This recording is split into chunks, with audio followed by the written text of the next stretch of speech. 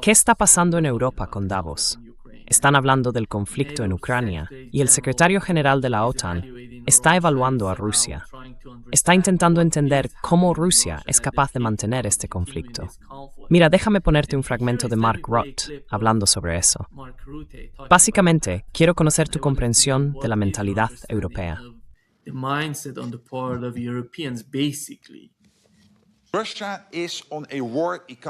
Rusia está en una economía de guerra.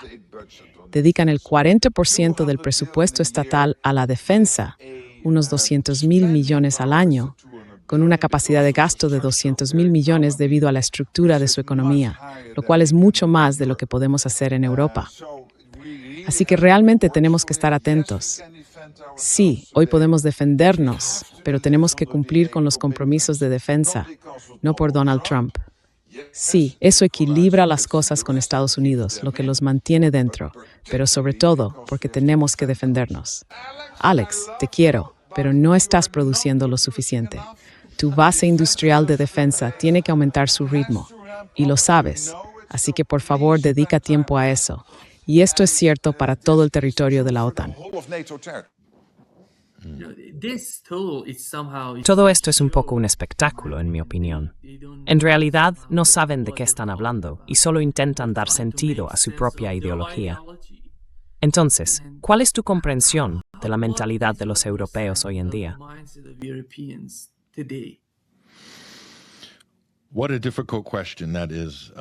Qué pregunta tan difícil, Nima.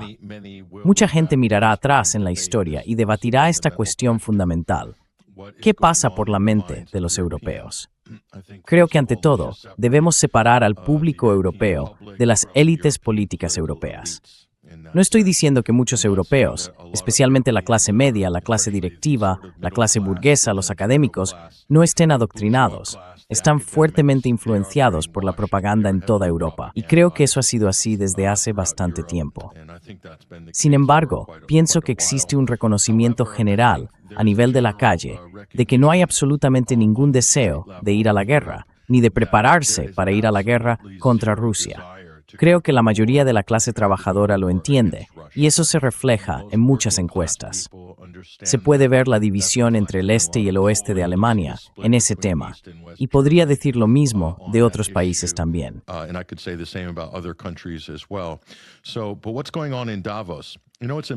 Pero, ¿qué está pasando en Davos? Lo sorprendente del Foro Económico Mundial es que pasaron los últimos 20 años centrados en verde esto, verde aquello, clima esto, clima aquello, y luego han cambiado completamente el rumbo hacia la guerra, básicamente hacia una economía de guerra. Ahora se trata de IA, de armas, de guerra, de Rusia. Realmente demuestra que no hay principios en absoluto a ese nivel. No existe una ideología coherente más allá de la actividad económica orientada al beneficio y a la búsqueda de rentas a costa del público, básicamente. Y Mark Rutte, como secretario general de la OTAN, es un ejemplo perfecto de un tipo de burócrata colocado en ese puesto en la OTAN, muy parecido al anterior, que era básicamente un banquero, Jens Stoltenberg. Y tienes banqueros al frente de los principales estados europeos.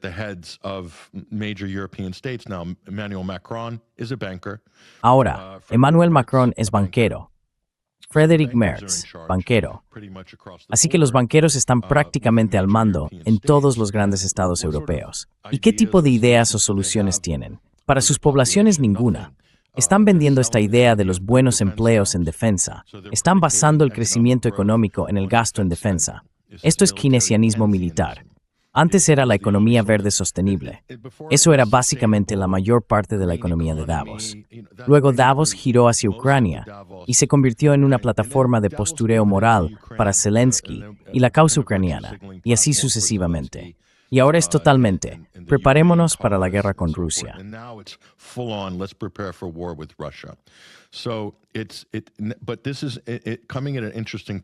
Pero esto llega en un momento interesante. Davos siempre ha existido como una especie de isla, una reunión de élites intelectuales donde se congregan y llevan reuniéndose allí desde los años 70. Y desde que empezaron a reunirse en el Foro Económico Mundial, Las cosas han ido empeorando progresivamente y no han encontrado ninguna solución. No previeron la crisis de las hipotecas subprime, el colapso económico, y se supone que son las mentes más brillantes del mundo. Así que esto demuestra que en realidad no están allí por las razones que dicen estar, es decir, por el supuesto bien común de la gente.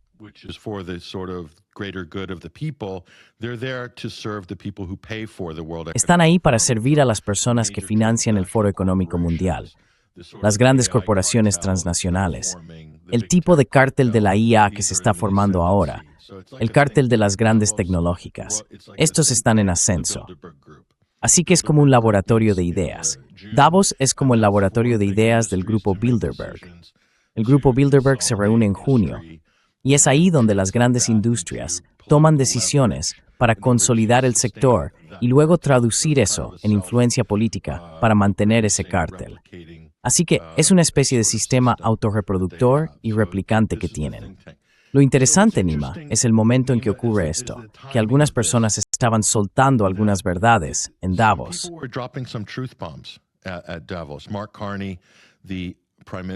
Mark Carney, el primer ministro de Canadá, que es un banquero central consumado, no tiene ninguna experiencia política en absoluto. Prácticamente llegó a este cargo después de que Justin Trudeau abandonara la escena en Canadá.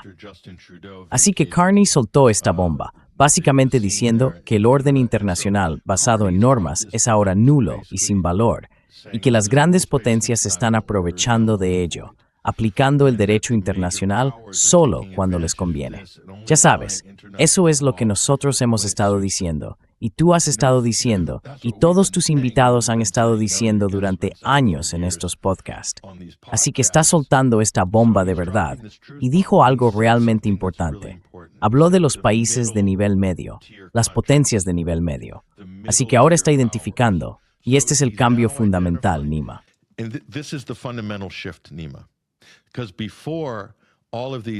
Porque antes, todos esos países de nivel medio o inferior, me refiero a los estados europeos individuales, siempre se han apoyado en Estados Unidos, aprovechándose de su influencia.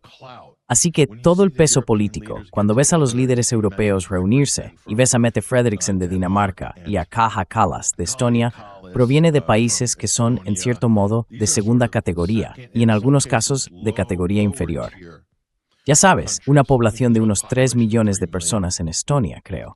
Y ahí están, ocupando esa gran plataforma de la UE o esa gran plataforma de la OTAN, intentando presionar a países como Rusia y China. Pues bien, no tienen ninguna influencia real. Su peso proviene completamente de la OTAN, y la OTAN es una institución dirigida por Estados Unidos, una alianza militar impulsada por Estados Unidos.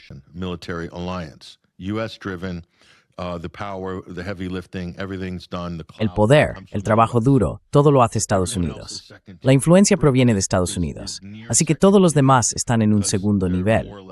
Reino Unido está cerca de ese segundo nivel, porque son más o menos el segundo socio en la OTAN, después de Estados Unidos, en términos de la estructura de mando tradicional. Pero todos los demás son, en cierto modo, potencias de segundo o tercer nivel. Y Carney ha señalado esto. Macron también está haciendo comentarios similares ahora, porque se están dando cuenta, con Estados Unidos y con la administración Trump, de que esta idea de que hay suficiente confianza entre los socios de la OTAN, suficiente acuerdo, suficiente reconocimiento de la soberanía de otros países, es el cemento que mantiene unido ese acuerdo. Y diría lo mismo de la Unión Europea.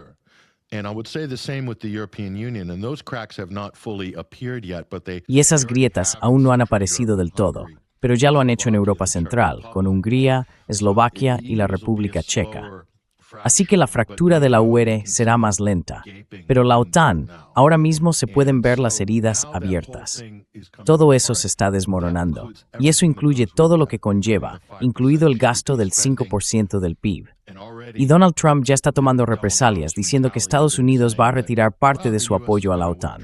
Estamos hablando de maniobras, consejos consultivos, financiación de otras actividades que hacen que la organización de la OTAN funcione. Estados Unidos está amenazando con retirarse de parte de todo esto.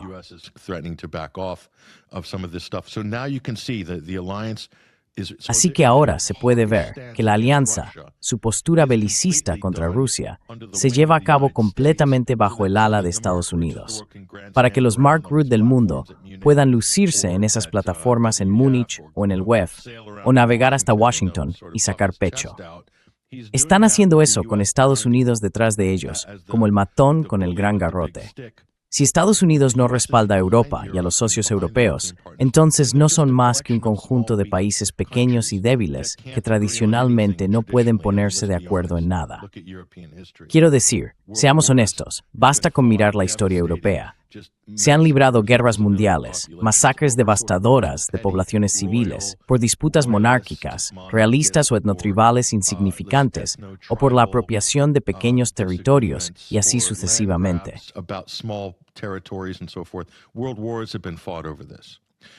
Se han librado guerras mundiales por esto. Y así, los europeos han demostrado que en realidad no han perdido esa tendencia, esa especie de defecto genético de la vieja Europa. La han trasladado a la nueva Europa. Pero solo se ha permitido que continúe bajo el amparo del paraguas dominado por Estados Unidos y su disuasión nuclear. ¿Ves? Y ahora se pueden ver las fisuras. Los verdaderos caracteres van a mostrarse. Si hay un liderazgo sensato en Europa, se verán obligados a ser realistas y a actuar con racionalidad, ahora que Estados Unidos ya no es la sombra dominante sobre todos los asuntos de política exterior europea. Y esto significa que personas como Ursula von der Leyen van a recibir un golpe duro, porque tendrán que rendir cuentas por todas sus posturas pasadas que han llevado a la Unión a este punto.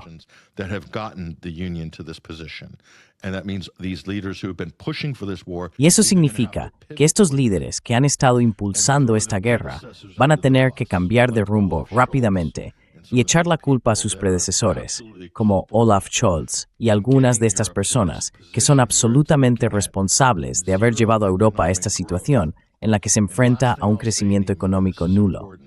Y lo último que diré, Nima, y esto es importante, haz las cuentas. Si Estados Unidos exige que los países europeos gasten el 5% del PIB en defensa de la OTAN, entonces si normalmente habrían tenido un crecimiento económico del 3% al 5% antes de la guerra de Ucrania, o en tiempos normales, un crecimiento económico agregado del 0%, hace que ese gasto del 5% del PIB sea mucho mayor en relación con el rendimiento económico anterior. Ahora estamos hablando de un 7%, un 8% en términos reales relativos.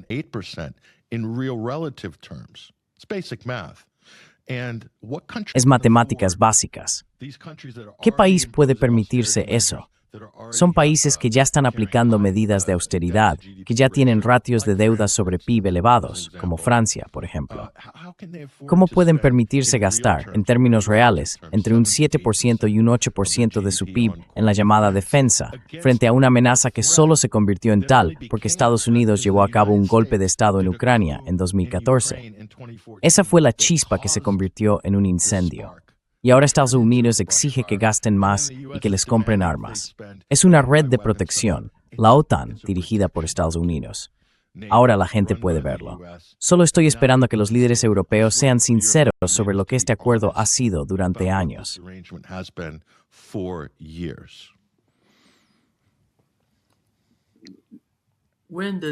¿Cuándo vamos a ver ese momento de honestidad, en tu opinión? ¿Es el caso de Groenlandia suficiente para empujar a Europa en esa dirección?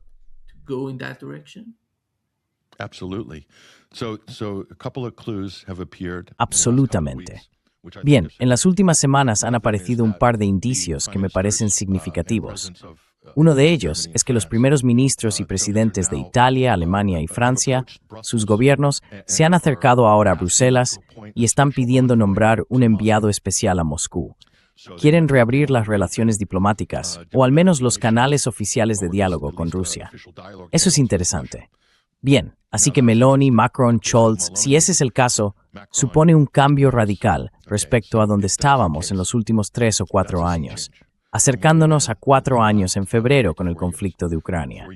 Así que es una pista importante. La otra pista es que esto está ocurriendo al mismo tiempo que Estados Unidos ha tenido una división visible con Europa sobre la dirección de las negociaciones en torno a Ucrania.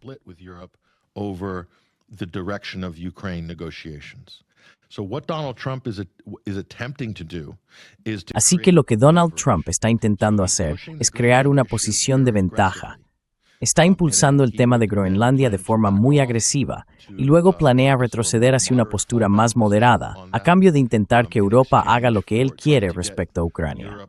Por supuesto, esto podría beneficiar a Rusia.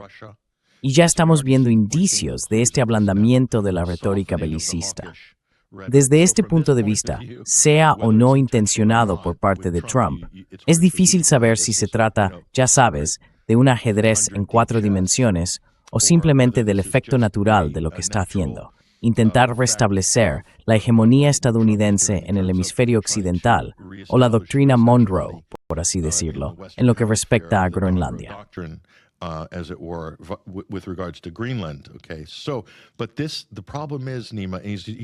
Pero el problema, Nima, es que está haciendo lo mismo con la paz fronteriza.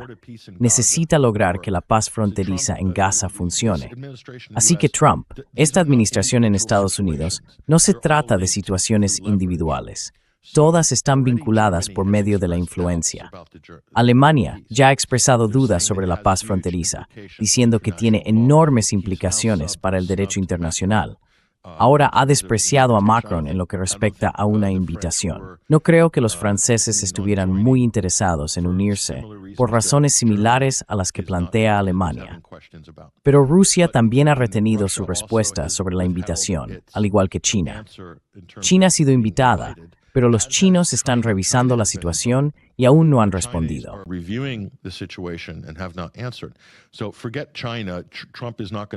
Así que olvida a China. Trump no va a poder ejercer ninguna influencia sobre China. Cree que puede lograr algún avance con Rusia en este asunto, utilizando la situación de Ucrania para presionar a Rusia a respaldar lo que en realidad es una especie de entidad no estatal, un consejo corporativo en el que Trump sería presidente vitalicio. Eso es lo que han mostrado los informes recientes. Todo está relacionado, y es un mal momento, porque si se presiona un poco demasiado, con unos cuantos tweets y algunos comentarios muy insultantes o amenazantes sobre Groenlandia, los europeos podrían retirar su apoyo al proyecto de Gaza, y en ese punto no tendría legitimidad alguna. Sería solo un documento fronterizo sobre el papel, así que podría perder. Ahora bien, el Estado profundo estadounidense también podría perder si Europa empieza a cambiar gradualmente su orientación hacia Europa.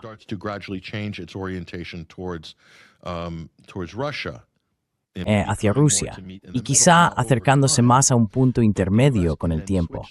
Pero Estados Unidos puede cambiar eso.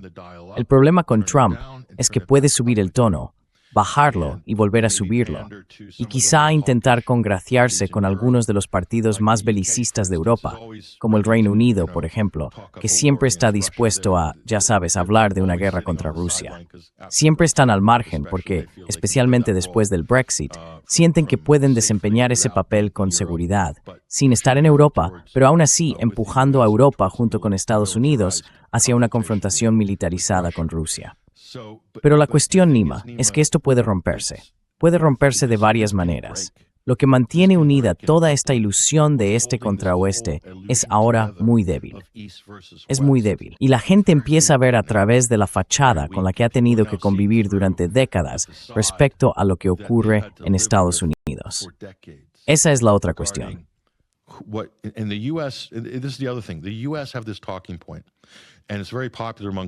Estados Unidos tiene este argumento y es muy popular entre los conservadores, los J.D. Vance del mundo, y entre personas que francamente eran analfabetas en geopolítica antes de llegar al cargo. No sabían nada de nada, y ahora dicen que Europa nos ha estado estafando. Que Europa nos ha estado estafando. Ya has oído ese argumento. En realidad es justo al revés. El acuerdo posterior a la Segunda Guerra Mundial entre Europa y Estados Unidos siempre ha sido en beneficio de Estados Unidos. Es cierto que ofreció cierta estabilidad y permitió el desarrollo de algunos mercados. Alemania es un buen ejemplo de ello. Pero el inconveniente para Alemania fue que su economía y su política, en términos de política exterior, nunca estuvieron realmente unificadas. Está bifurcada, básicamente dividida. Así que eso es diferente.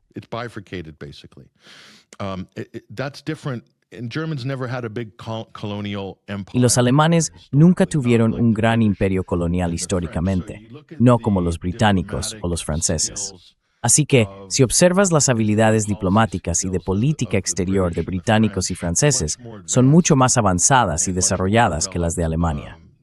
Alemania sufrió un golpe enorme después de la Segunda Guerra Mundial y básicamente vio cómo se desmantelaban y reconstruían todas sus instituciones estatales. Después de eso, Alemania se centró únicamente en su economía. Pero ahora se puede ver que fue el mercado del eurodólar, que hoy es mayor que el mercado del petrodólar en términos reales en Oriente Medio, en cuanto a lo que se compra, se vende y se mantiene en reservas en dólares en el mercado europeo, lo que realmente importó. Mantener el valor del dólar como moneda de reserva mundial permite a Estados Unidos gastar con déficit de su presupuesto $1,4 y la importación anemia growth y en desbolbrade mistain. Compliance globally with hard power. That's all predicated on all of these dollar zones. Todo eso se basa en estas zonas del dólar alrededor del mundo, siendo Europa probablemente la más grande y significativa. Bien, ¿qué ha pasado como resultado de lo de Groenlandia? Dinamarca está retirando su fondo de pensiones. Uno de sus principales fondos acaba de sacar $100 millones, desinvirtiendo, desdolarizándose. Ahora bien, es una cantidad pequeña, pero forma parte de una tendencia. Así que, si empiezas a ver que la gente en Europa se dirige hacia las salidas en lo que respecta a inversiones en dólares, como los fondos de pensiones y las grandes instituciones, y luego comienzan a deshacerse de la deuda estadounidense, entonces tienes una tendencia importante. Porque si Europa empieza a hacer eso, creo que el sur global se sentirá seguro para empezar a hacer más de lo mismo. Y ese consenso que existe en Occidente, el orden internacional basado en normas, nakla sustenta en utwithis wes is that of his fourth within step essing and with between these top tier and G7 powers. And Trump is taking a wrecking ball to it, and by doing that, y Trump lo está demoliendo por completo. Y al hacerlo, está destruyendo el poder económico de Estados Unidos. Si reduces el poder económico, también reduces, por la misma razón, el poder e influencia política. La influencia política y geopolítica proviene de la influencia económica. Han podido ejercer este tipo de castigo contra países como Irán y apuntar a naciones como Siria y Venezuela. No van a librar el mismo tipo de guerra económica contra Europa, aunque ya han lanzado algunas advertencias, aranceles contra países europeos, porque no están de acuerdo con el plan de Trump de adquirir Groenlandia.